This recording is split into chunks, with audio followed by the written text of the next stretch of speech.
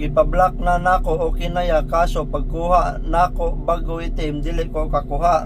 So pinablock daw niya yung itim ni kabayan, kaso pagkuha niya ng panibagong itim din daw siya makakuha.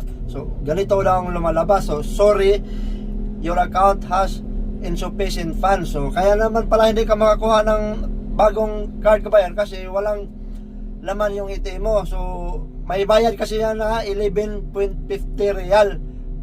Kaya hindi ka makapagkuha ng bagong itim kasi walang laman yung ano mo, bangko mo. So sabi niya, so paano yon, nakablock na ang itim, paano pa malagyan ng pera para makabayad? So yung itim mo lang naman nakablock kabayan, ang account mo hindi. So pwede mo pa rin palagyan yung ano mo, yung account mo para makapagbayad ka doon sa anong card na kukunin mo.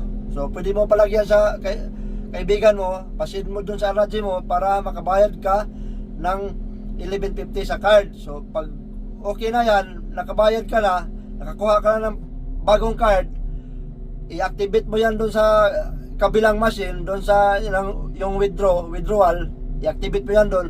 So, okay na yan. So magagamit mo na yan yung bagong card mo.